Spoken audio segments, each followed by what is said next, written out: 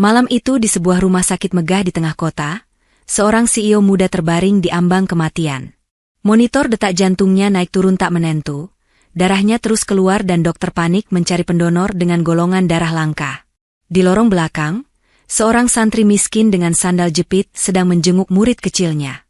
Ia membaca pengumuman darurat, lalu tanpa ragu mengangkat tangan. Saat darahnya mulai mengalir ke kantong, ia tidak tahu bahwa darah itu akan masuk ke tubuh wanita sombong yang selama ini tak pernah memandang orang kecil.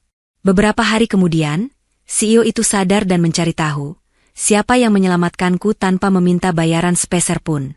Ternyata, sebelum cerita ini dimulai, silakan tulis di kolom komentar kalian menonton dari kota mana. Jangan lupa tekan tombol like dan subscribe channel ini. Untuk yang sudah mendukung dengan like, komen, dan subscribe, semoga Allah mempermudah setiap urusan kalian, meluaskan rezeki, disehatkan badannya, dan mengabulkan segala keinginan dunia maupun akhirat. Amin ya Rabbal Alamin. Sekarang mari kita mulai ceritanya. Hujan turun deras di Jakarta malam itu. Lampu jalan memantul di aspal yang basah, membentuk garis-garis cahaya yang bergoyang setiap kali mobil melintas. Di salah satu sudut kota, rumah sakit besar berdiri dengan tembok kaca berkilau, seolah kebal terhadap badai di luar. Di ruang rapat lantai 11, suasana masih menegang. Cassandra, CEO muda yang terbiasa memimpin, berdiri di depan layar proyektor. Suaranya lantang menjelaskan strategi baru perusahaannya, meskipun wajahnya tampak lebih pucat dari biasanya.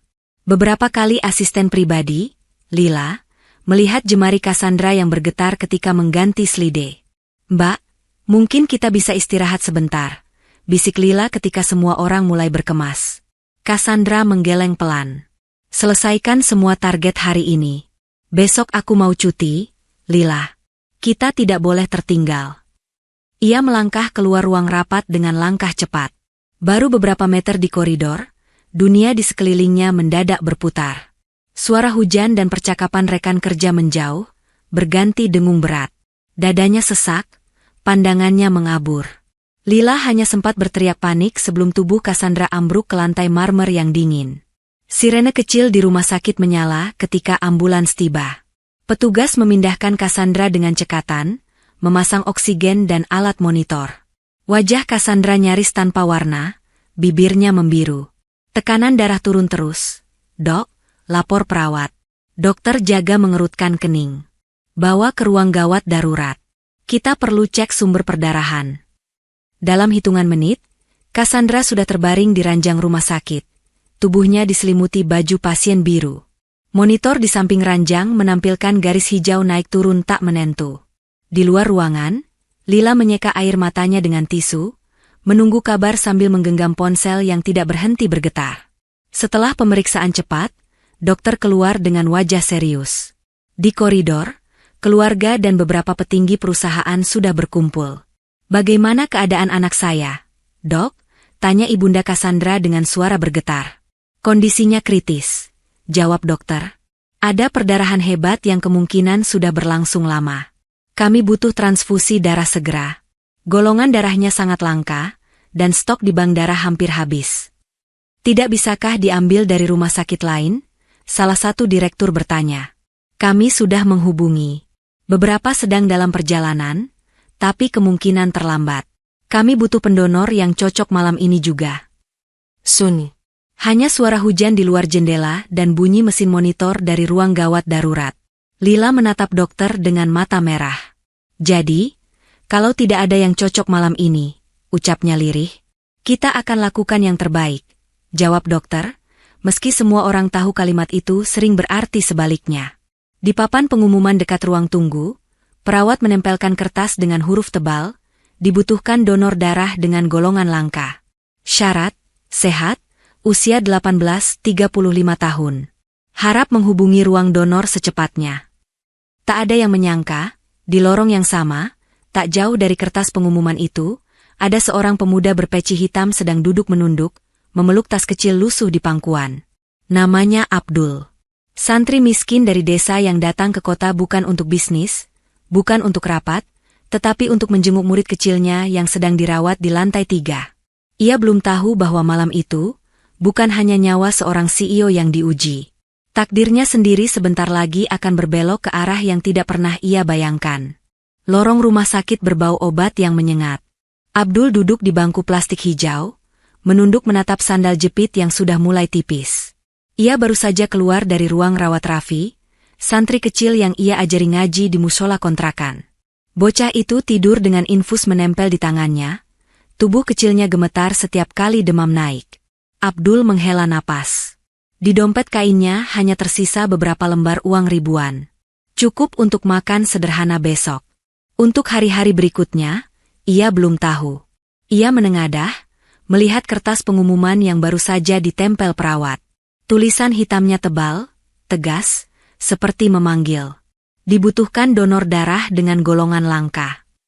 Abdul berdiri mendekat. Jantungnya berdegup lebih cepat tanpa ia mengerti kenapa. Ia mengingat pelajaran dari ustaz di pesantren, tubuh ini milik Allah. Jika bisa dipakai untuk menolong orang lain, jangan ragu. Mas, tertarik donor? Suara lembut perawat menyentaknya.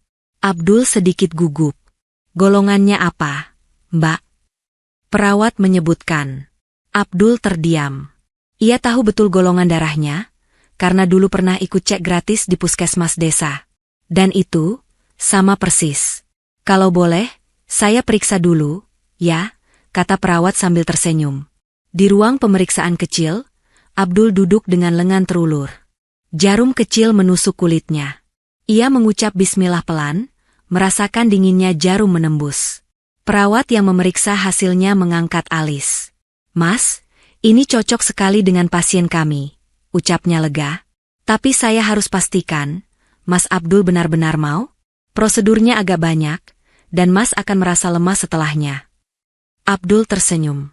Kalau ini bisa bantu orang, insya Allah saya mau. Saya tidak punya uang, tapi punya darah, Mbak. Perawat menatapnya sejenak, seakan memastikan kesungguhan itu bukan sekadar kata manis. Ia lalu mengangguk dan memanggil rekannya. Abdul dibawa ke ruang donor. Ruangan itu tidak terlalu besar, tapi bersih. Di sudut, ada beberapa kursi empuk mirip kursi santai. Abdul dipersilakan duduk. Lengan kirinya dibersihkan, diikat dengan karet biru. Mas kerja di mana? Tanya perawat sambil menyiapkan set alat. Abdul tertawa kecil. Kerja apa saja yang halal, Mbak? Kadang jaga parkir, kadang bantu di warung, malamnya ngajar ngaji di musola. Wah, sibuk juga ya. Kalau sibuk karena cari ridho Allah, insya Allah capeknya enak. Jawab Abdul, tulus. Jarum sekali lagi menusuk. Kali ini lebih besar. Abdul mengalihkan pandangan ke arah langit-langit untuk mengurangi rasa perih. Ia membaca syalawat dalam hati. Kantong darah mulai terisi pelan, warna merah pekatnya mengalir sepanjang selang. Pasien yang saya bantu ini siapa? Mbak? Tanyanya hati-hati. Seorang CEO, Mas. Masih muda. Katanya perusahaan besar. Tadi malam pingsan di kantor, jawab perawat. Abdul mengangguk. Di hatinya tidak ada rasa ingin tahu berlebihan. Baginya, siapapun yang menerima darah itu, kaya atau miskin, tetap sama-sama hamba Allah. Di ruangan lain, dokter menyiapkan tim untuk transfusi. Lila mondar-mandir di depan pintu ruangan Cassandra, menggenggam tas kecil bosnya. Ia mendengar kabar bahwa ada pendonor yang cocok, namun belum sempat bertemu. Semoga berhasil, ya, bisik Lila pada dirinya sendiri.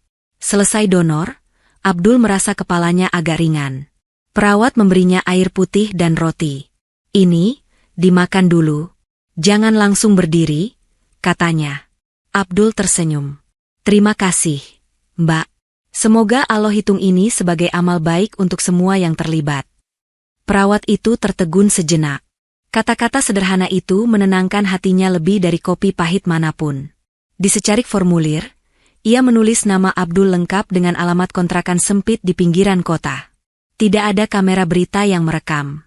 Tidak ada tepuk tangan. Hanya suara hujan di luar jendela dan detik jam yang terus bergerak, mengiringi darah seorang santri mengalir menyusuri selang, menuju tubuh seorang wanita yang bahkan tidak tahu namanya. Di ruang perawatan intensif, Cassandra terbaring diam. Wajah yang biasanya dihiasi lipstik tipis dan senyum profesional kini pucat seperti kertas. Bibirnya kering, Napasnya berat meski oksigen menempel di hidungnya. Kabel-kabel menempel di dada, monitor di samping ranjang menampilkan angka-angka yang memusingkan. Kita mulai transfusi sekarang, kata dokter. Perawat membawa kantong berisi darah Abdul. Merah pekat, hangat, baru saja keluar dari tubuh seorang pemuda yang belum sempat makan siang.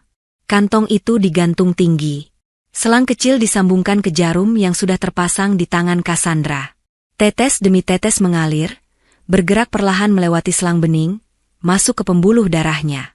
Di layar monitor, garis hijau masih bergerak liar. Dokter mengawasi dengan dahi berkerut. Tekanan masih rendah. Kita tunggu respon, ucapnya. Di balik kaca, Ibunda Cassandra menekan dada dengan kedua tangan, seolah mencoba mencegah jantungnya sendiri melompat keluar. Lila berdiri di samping, bibirnya komat-kamit membaca doa yang baru saja ia cari di internet beberapa menit lalu. Detik demi detik terasa seperti jam. Beberapa perawat berbisik, siap melakukan tindakan lanjutan jika keadaan tidak membaik. Selang transfusi tetap berjalan, loyal seperti sungai kecil yang enggan berhenti meski tidak tahu kemana airnya bermuara. Lalu, perlahan-lahan, angka di monitor mulai berubah. Tekanan darah yang tadi nyaris jatuh ke angka mengkhawatirkan beranjak naik, sedikit demi sedikit. Detak jantung yang kacau mulai menemukan ritme yang lebih tenang. Alhamdulillah, gumam dokter refleks, napasnya mengendur. Dok, anak saya, Ibu Cassandra mendekat. Kondisinya mulai stabil. Tapi kita masih harus observasi beberapa jam lagi. Mohon tetap banyak berdoa, jawab dokter. Lila menutup wajahnya dengan kedua tangan. Air mata yang sejak tadi ditahan akhirnya mengalir.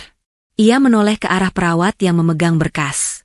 Itu, siapa nama pendonornya? Tanyanya di sela isak. Abdul, Bu, jawab perawat. Usia 25 tahun. Karyawan kita? Lila mengernyit. Sepertinya bukan. Di formulir tertulis pekerja serabutan, alamat kontrakan di pinggir Jakarta. Lila terdiam.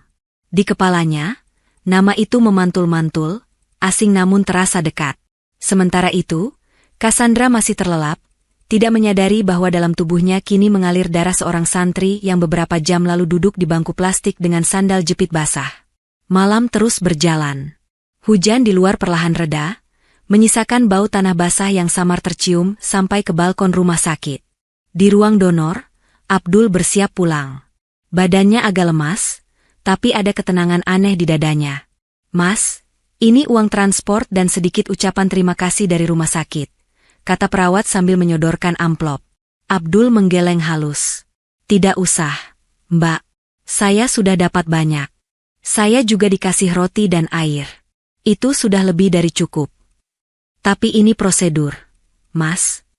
Kalau memang harus diterima, boleh saya minta disalurkan ke pasien lain yang kesulitan bayar obat? Tanya Abdul, menggaruk kepala yang tidak gatal. Perawat itu terdiam, lalu tersenyum haru. Baik, Mas. Nanti saya sampaikan ke bagian sosial.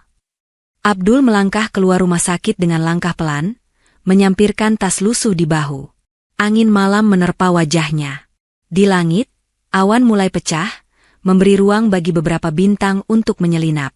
Ya Allah, kalau darah hamba ini bermanfaat, jangan jadikan hamba sombong karenanya, bisiknya. Ia tidak tahu bahwa di lantai atas, seorang wanita yang belum pernah ia kenal baru saja diselamatkan oleh tetes-tetes darah itu, dan bahwa garis hidup mereka pelan-pelan sudah saling menaut. Pagi berikutnya, sinar matahari menembus tirai tipis kamar rawat kelas VIP. Cassandra mengerjapkan mata, merasa kepalanya berat seperti baru saja dijatuhi batu. Suara mesin monitor terdengar lirih di telinga, bercampur bau antiseptik yang tidak menyenangkan. Dia sudah sadar, Bu. Suara dokter memanggil. Ibunda Cassandra yang tertidur di kursi segera terbangun. Cassandra, sayang, ia memegang tangan putrinya yang dingin. Cassandra mencoba mengingat. Potongan-potongan kejadian semalam melintas. Ruangan rapat, rasa pusing yang tajam, lantai dingin yang menyambut wajahnya. Setelah itu, gelap. Ini, di mana? Suaranya serak. Di rumah sakit. Kamu pingsan di kantor. Tubuhmu tidak kuat lagi, jawab ibunya, berusaha menahan air mata. Dokter mendekat, tersenyum tipis. Selamat pagi, Bu Cassandra. Syukurlah ibu sudah sadar. Kondisinya masih lemah, tapi sudah jauh lebih baik. Cassandra menatap monitor di sampingnya, lalu ke arah infus dan selang kecil yang masih menempel. Jadi, saya hampir. Kalimatnya menggantung. Ada perdarahan yang cukup parah. Jelas dokter. Syukurlah kami dapat pendonor darah yang cocok. Transfusi semalam membantu menstabilkan kondisi ibu. Cassandra terdiam. Kata, pendonor, menggantung di udara, seperti pintu yang baru saja terbuka ke ruangan asing. Siapa dia? Tanyanya akhirnya. Dokter menengok ke Lila, lalu ke berkas. Seorang pria muda. Namanya Abdul. Ia tidak meninggalkan banyak keterangan. Hanya alamat kontrakan dan catatan bahwa ia bekerja serabutan. Staf kita? Cassandra mengerutkan kening. Lila menggeleng. Sepertinya bukan, Mbak. Dia datang menjenguk anak kecil yang sakit. Waktu lihat pengumuman donor, langsung menawarkan diri. Cassandra memejamkan mata.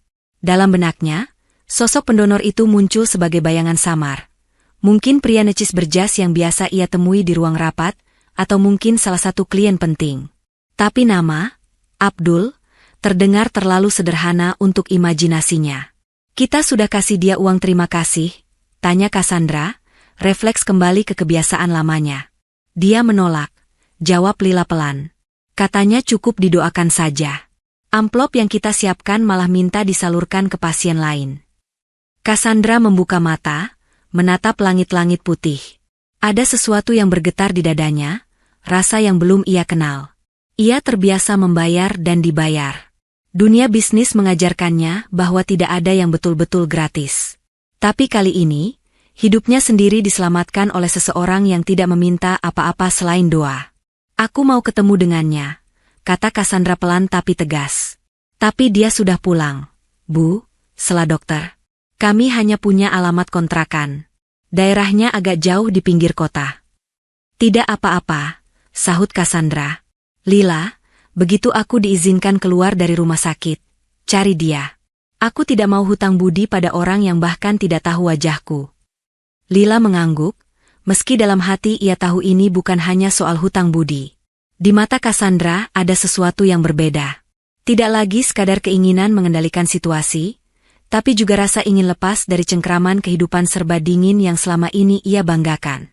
Di luar jendela, awan mulai terbelah, membiarkan cahaya matahari jatuh lebih terang ke atas gedung-gedung tinggi. Di kontrakan sempit yang jauh di pinggiran kota, Abdul sedang menjemur pakaian di halaman sempit, tidak menyadari bahwa seorang CEO yang hidupnya ia selamatkan kini menatap ke arah yang sama, mencari jejaknya di antara bisingnya kota. Beberapa hari berlalu. Cassandra menjalani perawatan dengan jadwal ketat. Dokter memintanya banyak beristirahat, menjauhi laptop, dan membatasi telepon. Bagi seorang CEO yang hidupnya diatur oleh notifikasi, itu siksaan tersendiri. Tapi ada satu hal yang mengusik pikirannya lebih dari sekadar email menumpuk. Nama Abdul. Setiap kali malam tiba dan suara mesin pendingin mendengung pelan, Cassandra memandangi bekas jarum di tangan yang masih terbungkus perban tipis. Ia membayangkan darah pendonor itu mengalir di tubuhnya, bercampur dengan darahnya sendiri, menahan nyawanya di batas. Ibu tahu, hidup itu sering menaruh kita di tempat yang tidak bisa kita beli, ujar ibunya suatu malam sambil mengganti buah di meja kecil. Maksud Mama? Tanya Cassandra, lemah. Nyawa, misalnya, ibunya tersenyum tipis. Kamu boleh punya banyak uang, tapi tetap saja, yang menyelamatkanmu darah seorang pemuda yang bahkan tidak kamu kenal. Kata-kata itu menempel di kepala Cassandra seperti bekas plester yang sulit dilepas. Suatu siang, ketika dokter sudah mengizinkannya berjalan di koridor untuk latihan, Cassandra keluar ditemani Lila. Ia mengenakan baju pasien, rambutnya diikat sederhana, wajahnya tanpa riasan. Rasanya aneh, menjadi biasa di tempat di mana ia biasanya datang sebagai orang penting, membuka peresmian unit baru atau menyumbang alat kesehatan. Di belokan koridor, mereka hampir bertabrakan dengan seorang pemuda yang membawa kantong plastik berisi nasi bungkus dan air mineral. Peci hitam menutup rambutnya, kemeja kotak-kotak sederhana menempel di tubuh yang tampak lebih kurus dari seharusnya. Tas kecil lusuh menggantung di bahunya. Maaf, Mas, ucap Cassandra refleks. Pemuda itu buru-buru menunduk. Maaf, Mbak, saya tidak lihat. Lila menatapnya baik-baik. Matanya melebar. Mas Abdul. Pemuda itu mengangkat kepala. Mbak Lila? Cassandra menoleh cepat. Dia Abdul? Suara Cassandra serak tapi jelas. Abdul mengangguk pelan, kebingungan. Iya, Mbak. Saya Abdul. Kenapa? Ya? Lila menatap keduanya bergantian. Ini Ibu Cassandra, orang yang Mas tolong dengan donor darah kemarin. Abdul terperangah. Cassandra juga terdiam. Untuk sesaat, suara lorong menghilang. Hanya ada detik jam yang berdetak pelan di dinding. Ini bukan sosok berjas necis seperti yang sempat Cassandra bayangkan. Bukan investor penting, bukan rekan bisnis dari luar negeri. Yang berdiri di depannya hanyalah seorang pemuda biasa, dengan mata teduh dan senyum malu-malu, sandal jepit yang masih basah, dan kantong plastik nasi bungkus yang sangat kontras dengan koridor rumah sakit yang mewah. Jadi, kamu yang menyelamatkan nyawaku. Cassandra memecah sunyi. Abdul mengerutkan kening, bingung. Semua milik Allah, Mbak. Saya cuma kebetulan cocok darahnya. Aku ingin mengucapkan terima kasih. Cassandra mengulurkan tangan. Gerakannya masih pelan, tubuhnya belum kuat. Abdul buru-buru menyambut, menunduk. Tidak perlu berterima kasih berlebihan, Mbak. Saya juga dapat pahala, dapat roti, dan dapat minum gratis. Ia tertawa kecil. Cassandra tersenyum untuk pertama kalinya sejak lama, senyum yang bukan dibuat-buat untuk foto media. Tetap saja, aku berhutang besar padamu. Abdul mengangguk kikuk, tidak terbiasa menjadi pusat perhatian. Kalau boleh minta, saya cuma minta satu hal. Apa? Cassandra mendadak tegang.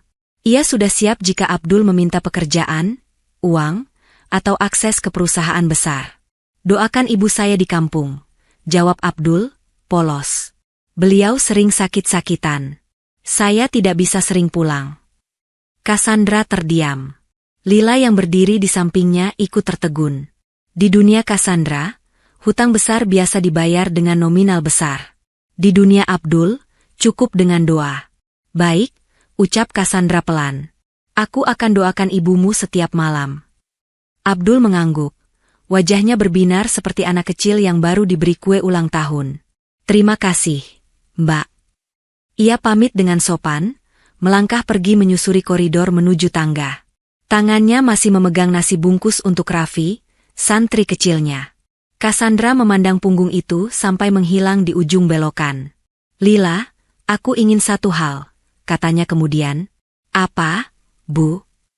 Aku ingin tahu semua tentang pemuda itu. Suara Cassandra lebih pelan, tapi ada tekad yang tidak biasa. Bukan untuk mencari kelemahan. Untuk sekali ini saja, aku ingin melunasi hutang dengan cara yang berbeda. Di luar jendela, langit perlahan cerah. Dan di kontrakan sempit nantinya, Abdul akan diceritakan kepada tetangga sebagai orang yang darahnya ada di dalam tubuh CEO besar, tanpa ia sendiri benar-benar mengerti apa makna besar di balik itu. Beberapa minggu kemudian, Cassandra sudah kembali ke kantor. Tubuhnya belum sepenuhnya pulih, tetapi ia menolak bekerja dari rumah. Pengalaman hampir kehilangan nyawa justru membuatnya ingin memandang langsung dunia yang selama ini ia kuasai dari balik layar. Kantor pusat perusahaan berdiri megah dengan dinding kaca besar. Saat mobil hitam berhenti di depan pintu utama, karyawan yang melihat spontan membungkuk hormat. Biasanya Cassandra akan berjalan masuk dengan langkah cepat, menatap lurus tanpa banyak menyapa. Hari itu, langkahnya tetap mantap, namun tatapannya lebih lembut.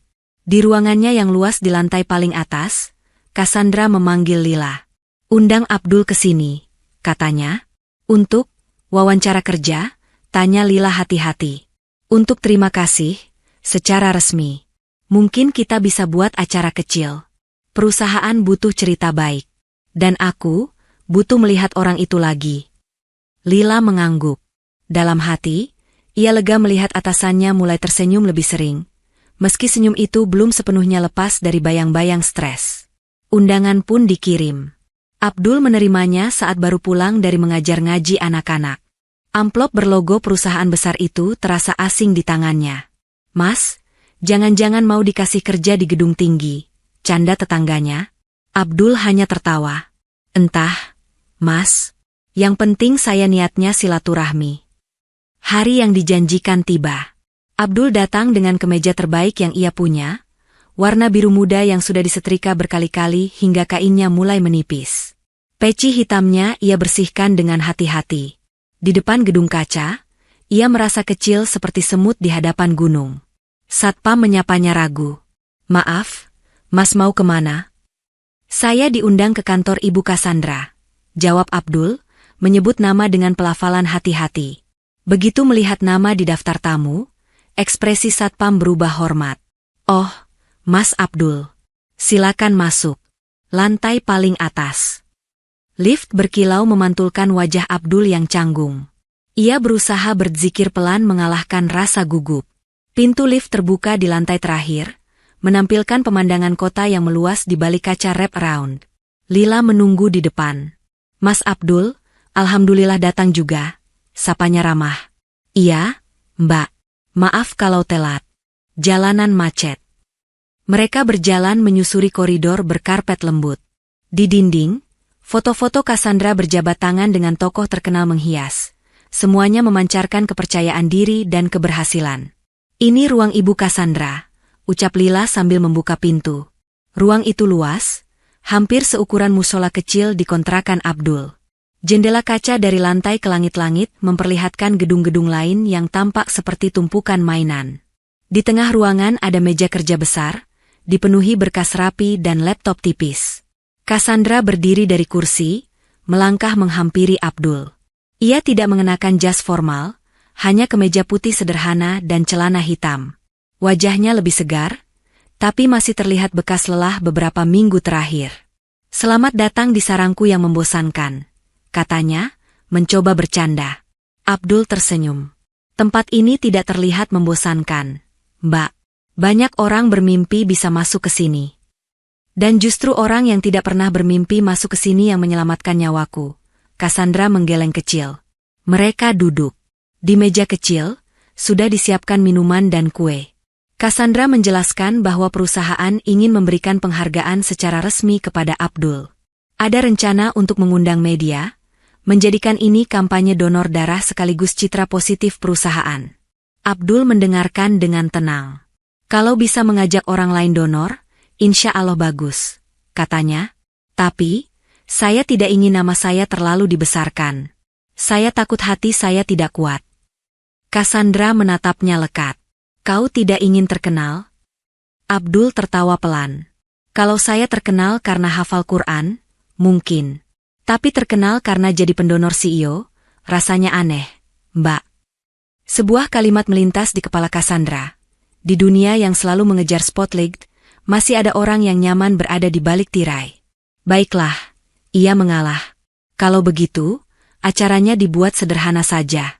Tanpa media. Tapi aku tetap ingin memberimu sesuatu sebagai ucapan terima kasih. Ia mendorong sebuah amplop dan kotak kecil ke arah Abdul. Ini sedikit hadiah. Abdul menatap amplop itu lama. Ia tidak langsung menyentuhnya. Ada pergulatan halus di wajahnya. Mbak Cassandra, ia menarik napas. Boleh saya bicara jujur? Silakan. Saya tidak sedang menolak rezeki, ujarnya pelan. Tapi saya takut darah ini jadi dagangan. Saya tidak mau nanti dicatat di langit sebagai orang yang menolong karena ingin amplop. Cassandra terdiam. Kata-kata itu menusuk lebih dalam dibanding kritik tajam manapun.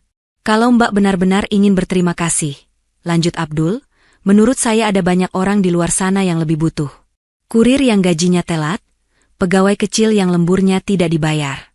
Saya beberapa kali dengar nama perusahaan ini disebut di mushola, bukan dengan cerita yang manis. Ruangan mendadak terasa lebih sempit. Cassandra menatap Abdul, mencoba menilai apakah kalimat itu serangan atau sekadar pengakuan. Maksudmu, perusahaanku menzalimi orang kecil? Nadanya datar. Abdul buru-buru menggeleng. Saya tidak punya data, Mbak. Saya hanya dengar cerita. Bisa saja itu salah. Tapi kalaupun benar, siapa tahu ini kesempatan.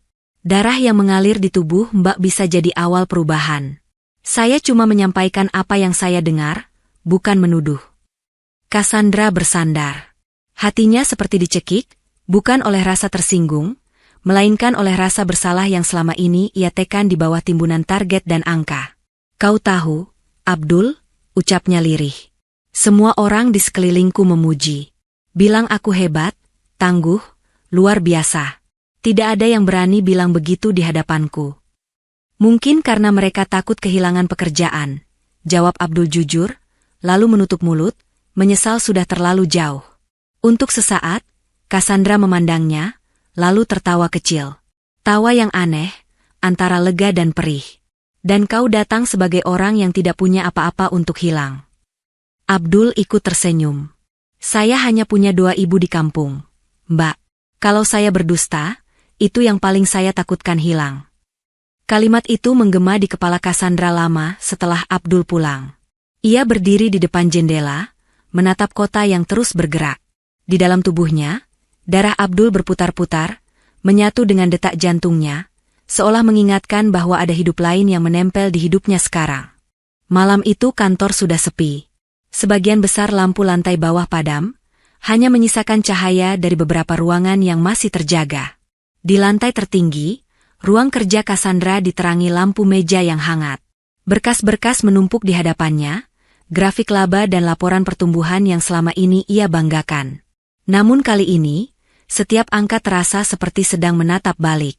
Cassandra membuka beberapa laporan yang biasanya hanya ia lihat sekilas. Di kolom kecil yang selama ini diabaikan, ia menemukan catatan keterlambatan pembayaran pada vendor kecil. Dari catatan itu, matanya tertarik ke lampiran lain. Ada keluhan dari kurir, dari pemilik usaha kecil, dari pekerja lepas yang menunggu bayaran. Surat-surat itu ditandai sudah ditindaklanjuti oleh Direktur Keuangan. Padahal, banyak di antaranya yang belum pernah mendapat jawaban sungguhan.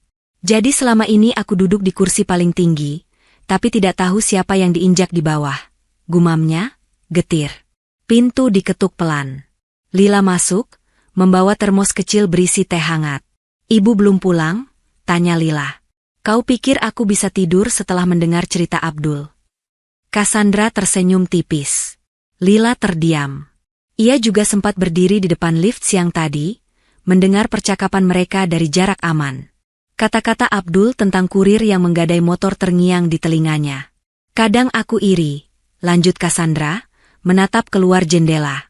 Abdul hidup di kontrakan sempit, tapi wajahnya lebih tenang dari seluruh direktur di sini.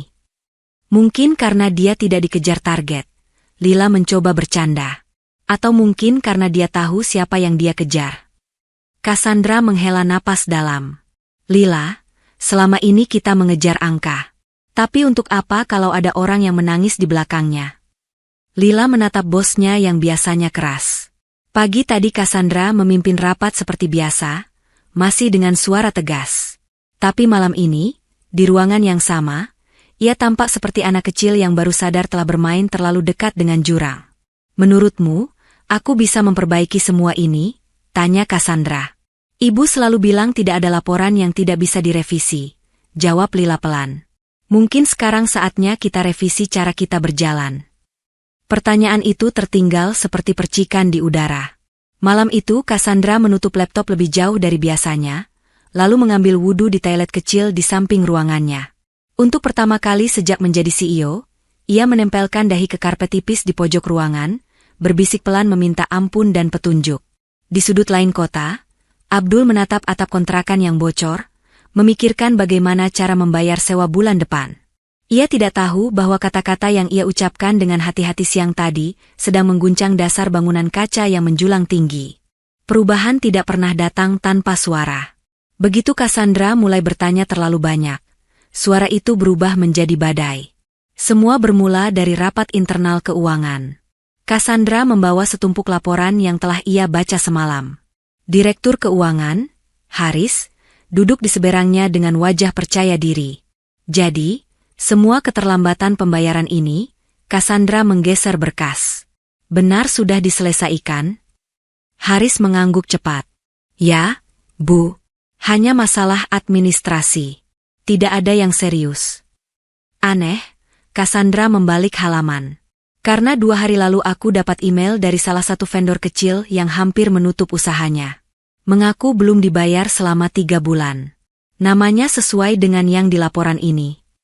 Haris terdiam sepersekian detik sebelum kembali tersenyum. Mungkin itu kelebihan klaim, Bu. Biasalah, usaha kecil suka panik. Aku sudah cek mutasi bank. Cassandra menyela. Tidak ada transaksi ke rekening mereka dalam 3 bulan terakhir. Ruang rapat menjadi dingin. Beberapa manajer yang hadir saling melirik. Mungkin bagian staf salah input, Haris mencoba menyalahkan bawahan. Atau mungkin ada yang sengaja salah. Cassandra menatapnya tajam. Rapat hari itu berakhir tanpa salam hangat. Cassandra memerintahkan audit internal menyeluruh, termasuk pada rekening yang selama ini jarang disentuh. Haris keluar ruangan dengan wajah menegang. Kabar tentang audit menyebar cepat seperti angin. Di kantin, karyawan berbisik-bisik. Ada yang menyalahkan santri kampung yang telah mengubah bos mereka. Ada yang diam-diam bersyukur karena selama ini juga merasa ada yang tidak beres. Di luar kantor, gosip mulai berputar di media. Sebuah akun anonim menulis tentang CEO yang tiba-tiba menjadi alim setelah dekat dengan pendonor darah misterius. Foto Cassandra yang keluar dari rumah sakit disandingkan dengan foto Abdul mengajar ngaji di mushola kecil. Komentar sinis bermunculan. Pencitraan. Drama baru biar saham naik. Santri cari panggung. Abdul menerima kiriman berita itu lewat pesan dari temannya. Ia membaca pelan, dadanya was-was. Malam itu ia menghubungi Cassandra, tidak melalui sekretaris, tetapi lewat nomor yang Cassandra berikan saat pertemuan di kantor. Mbak, maaf mengganggu. Suaranya hati-hati ketika Cassandra mengangkat. Tidak apa-apa, Abdul. Aku memang butuh diganggu, jawab Cassandra, mencoba bercanda. Saya baca berita, Mbak. Kalau ada yang keberatan dengan saya, silakan nama saya dihapus saja. Saya tidak apa-apa. Saya tidak mau jadi fitnah untuk Mbak. Cassandra terdiam sejenak. Justru karena namamu muncul, aku diingatkan. Selama ini aku terlalu nyaman dikelilingi orang yang selalu bilang aku benar. Sekarang saatnya aku dengar orang yang berani bilang aku salah. Tapi kalau gara-gara saya, Mbak kehilangan posisi, Abdul menahan napas. Kalau aku kehilangan posisi karena berusaha jujur, berarti posisi itu memang bukan rezekiku, jawab Cassandra pelan. Dan kalau aku mempertahankannya dengan menutup mata pada kezaliman, darahmu di tubuhku akan protes. Kalimat itu membuat Abdul tak bisa berkata-kata. Hanya terdengar desah napas ringan di ujung telepon. Di kantor, audit mulai menemukan sesuatu. Angka-angka di balik layar ternyata tidak seindah presentasi. Ada rekening bayangan, ada dana mengalir ke perusahaan gelap yang ternyata milik keluarga Haris. Tekanan datang dari investor yang mulai curiga, dan dari beberapa anggota dewan yang lebih peduli pada stabilitas angka daripada kejujuran. Kalau kau tarik terus benang ini, kita semua akan ikut terseret. Salah satu anggota dewan memperingatkan Cassandra. Kalau benang ini tidak ditarik, orang kecil akan terus tercekik, balas Cassandra. Badai itu semakin kencang. Dan di tengahnya, Cassandra berdiri dengan tubuh yang belum sepenuhnya pulih, sementara Abdul berdoa dari kejauhan agar badai itu membawa mereka mendekat kepada ridho Allah, bukan hanya kepada kemenangan di mata manusia. Hari-hari berikutnya berubah menjadi rangkaian rapat darurat yang melelahkan. Telepon Cassandra berdering tanpa henti, pesan masuk memenuhi layar. Sebagian berisi dukungan, tetapi jauh lebih banyak yang menyarankan satu hal, berhenti. Untuk sementara mundur saja dari posisi CEO. Cassandra, kata pamannya yang duduk di dewan. Biar masalah ini diselesaikan pelan-pelan, jangan dibuka di media. Kau masih muda, bisa kembali nanti. Jadi solusinya adalah menyapu kotoran ke bawah karpet. Cassandra menatapnya, mata lelah namun tajam. Paman itu menghela napas. Dunia usaha tidak sesederhana buku pelajaran, Nak. Cassandra tersenyum miris. Tapi Allah lebih sederhana. Halal dan haram. Adil dan zalim. Perlahan, orang-orang yang dulu paling keras memuji mulai menjaga jarak. Undangan makan malam berkurang. Beberapa klien menunda pertemuan. Di kantor, tatapan hormat berganti menjadi tatapan ragu.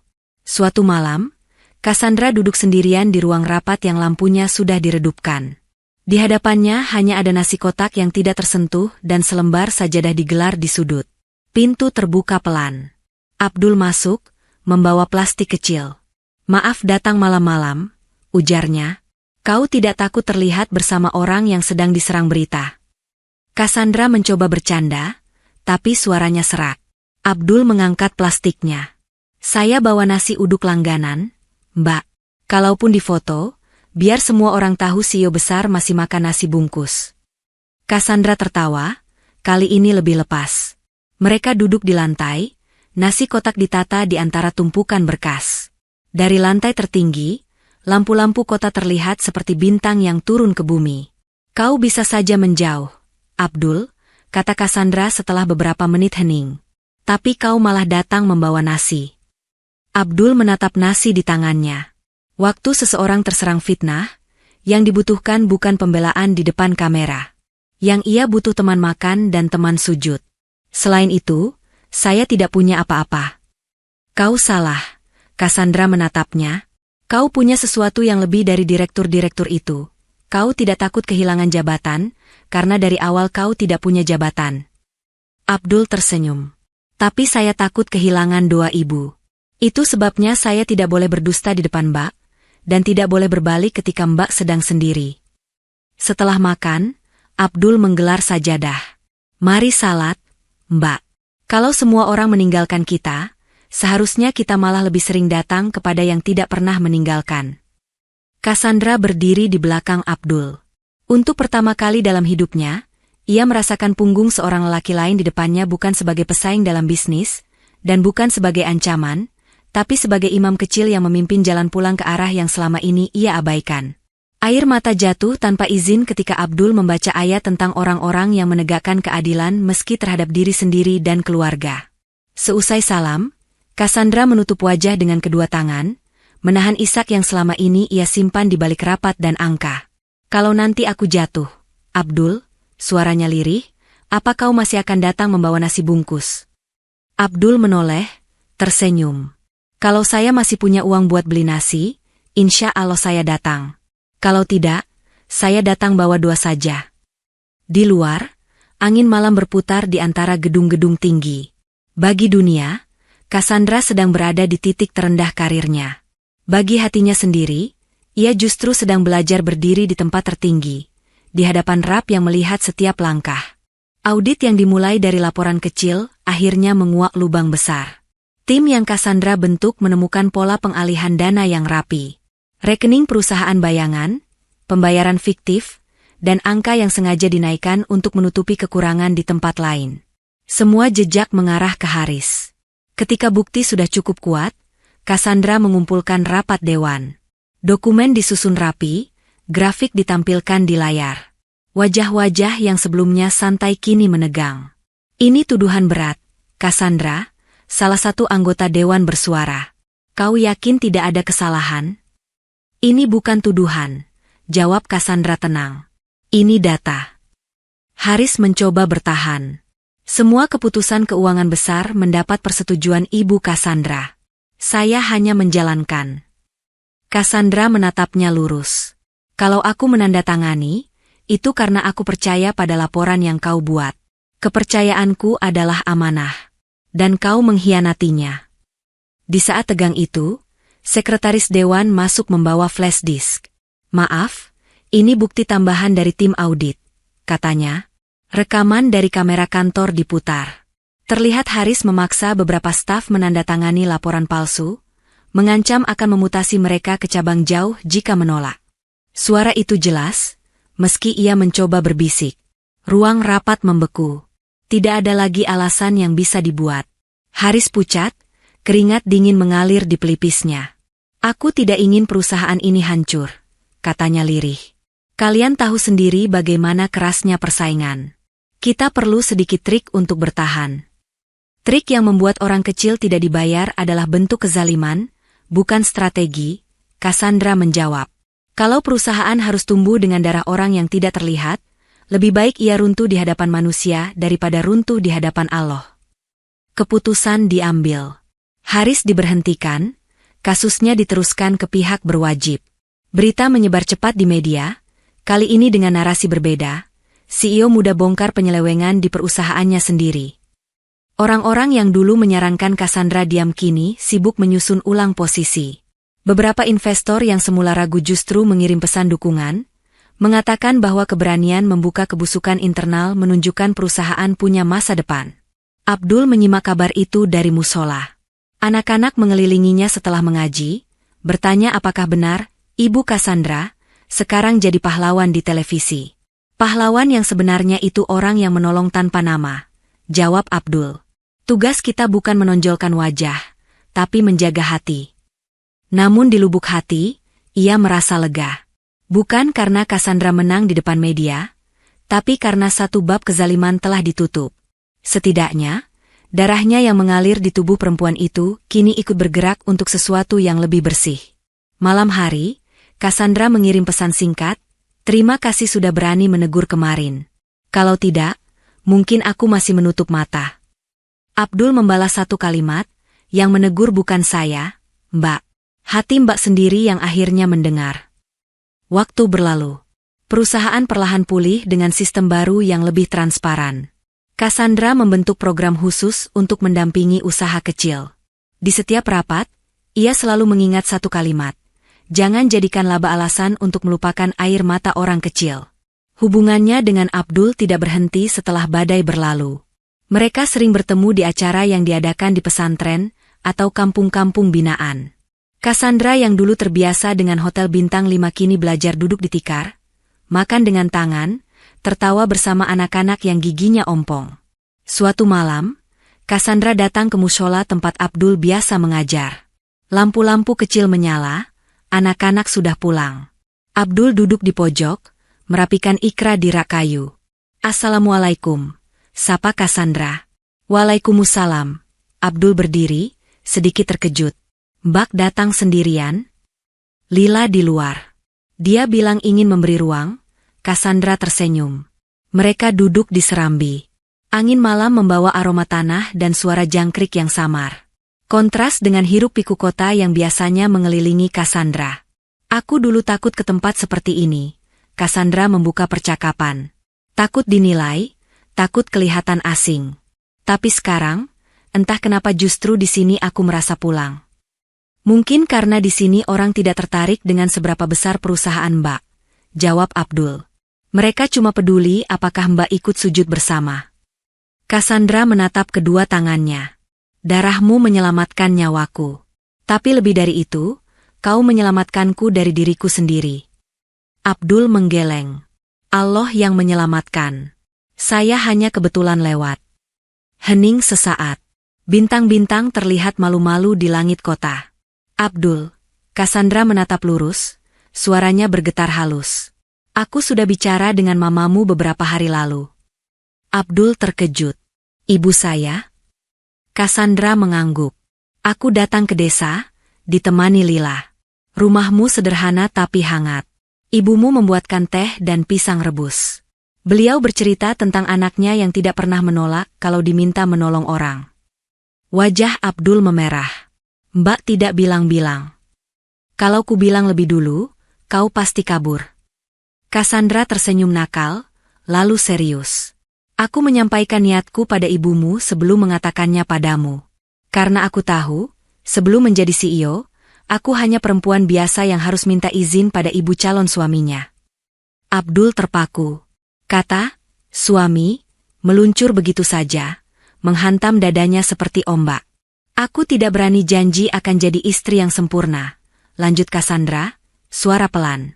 "Masa laluku keras, pekerjaanku berat. Tapi setelah semua yang terjadi, aku tidak bisa bayangkan menjalani amanah ini sendirian. Aku butuh seseorang yang berani menegurku kalau aku mulai lupa jalan. Seseorang yang tidak takut menurunkan aku dari kursi CEO kalau aku mulai zalim."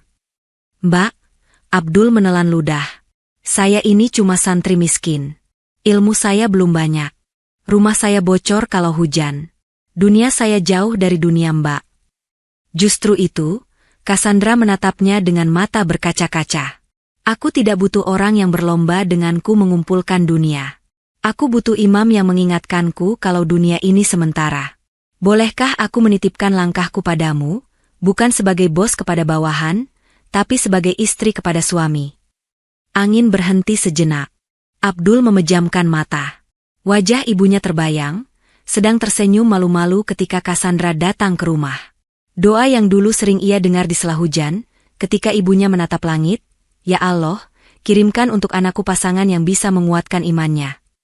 Dengan suara yang hampir tidak terdengar, Abdul menjawab, "Kalau ibu saya sudah ridho, kalau ini jalan yang Allah bukakan, insya Allah saya siap memikul amanah itu.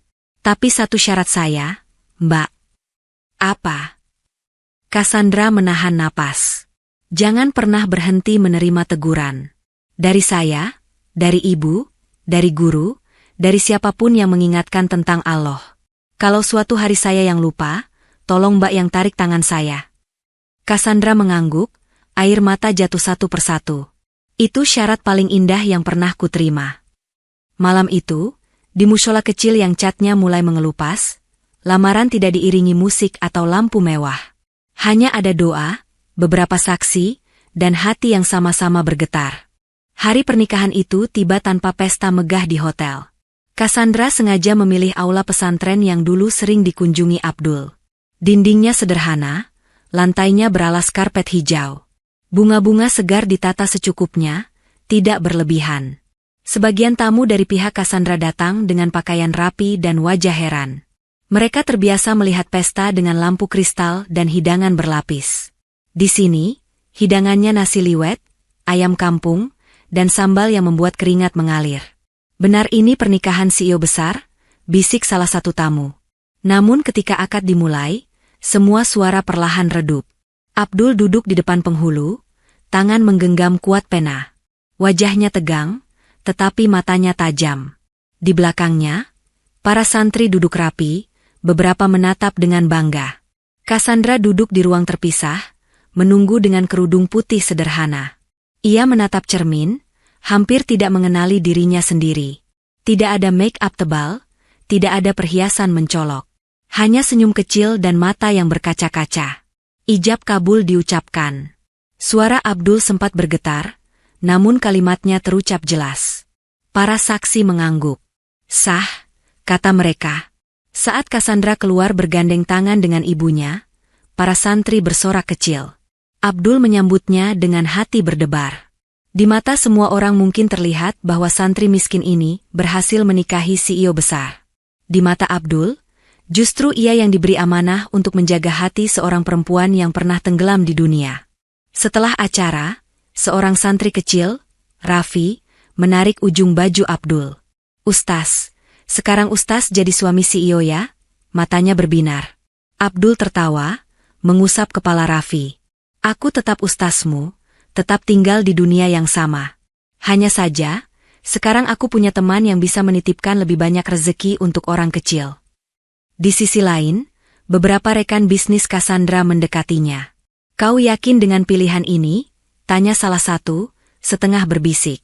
Cassandra tersenyum. "Aku pernah hampir mati dengan dikelilingi orang berjas mahal yang hanya panik memikirkan kontrak. Kali ini, aku ingin hidup dengan orang yang pertama kali memikirkan doaku, bukan sahamku." Hari-hari setelah pernikahan bukan dongeng tanpa masalah. Mereka harus belajar menyesuaikan perbedaan. Cassandra yang terbiasa dengan jadwal padat, Abdul yang terbiasa dengan ritme adzan dan jadwal mengajar.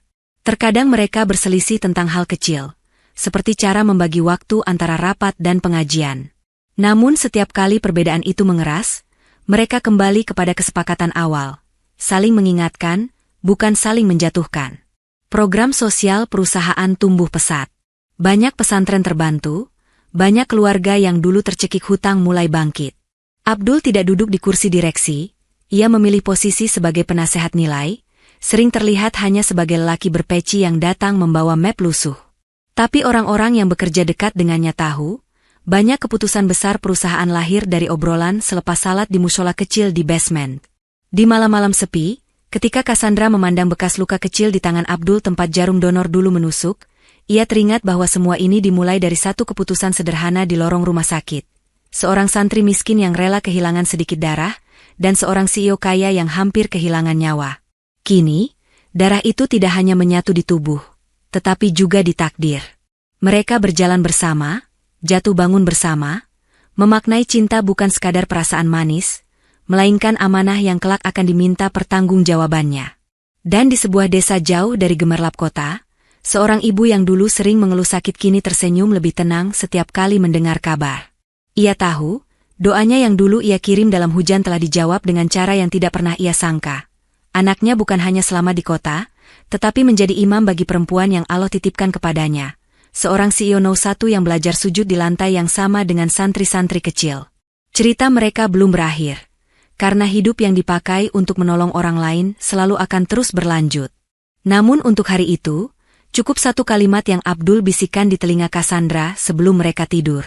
Selama darah ini masih mengalir, mari kita gunakan untuk berjalan menuju ridho Allah, bukan hanya menuju puncak gedung kaca.